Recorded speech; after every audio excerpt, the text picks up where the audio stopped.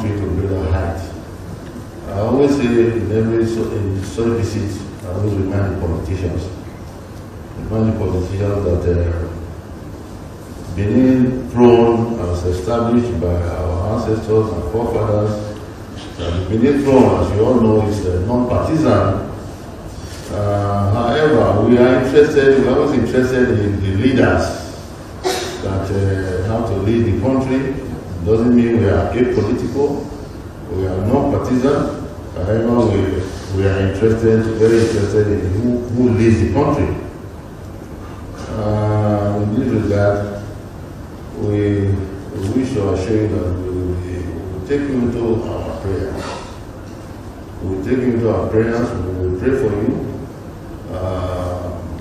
As you know, even if it is when you start the prayer process, sometimes you have to include fasting and so on and so forth, as the Christians do, and as the Muslims as well will also do.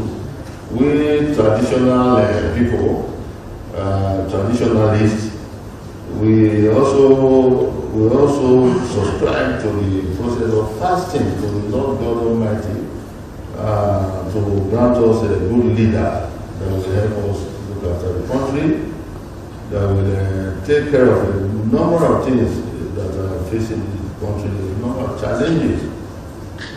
As I said to a group that recently visited us, that it's not easy. It's not easy for one individual or presidential aspirant to actually do it all. It's not an easy thing, not even for a small country of a few million population. Nigeria is the largest in Africa. It's not, and it's growing. We really don't know how much we are, how many we are in the population. Diversity, complications, so many languages, traditions. So it's not really that easy for anyone to think they can take care of everything. Perhaps if they pick one or two or three items, if they have a manifesto that they can zero in on, that they can focus on, and let that be their legacy they leave behind when they leave office. Another one will come later, will do his own.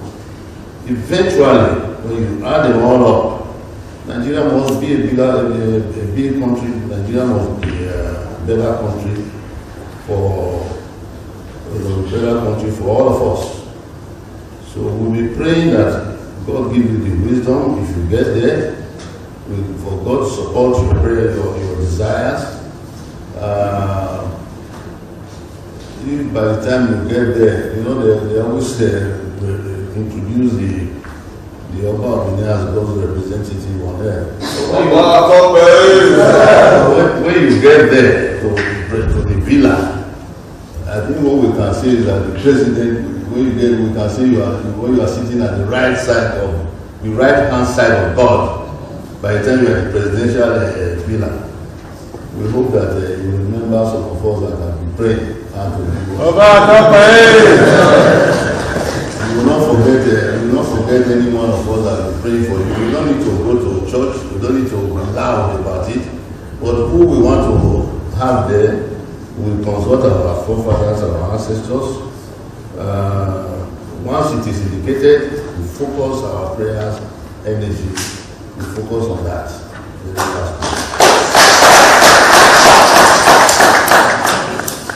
So our late chief and in-law, when the Oba of Lagos visited me on the first or second anniversary, he made a remark during the celebration. He made a remark to the people. He said, His Royal Majesty, once my brother, now my father. That was a remark from the Oba of Lagos. True, we have always been very close, as you know. you are sounding the same way now like the other Lagos. We appreciate you for that. We appreciate your commendation. We appreciate your recognition. We appreciate your encomiums. May the Lord God Almighty bless you. Amen.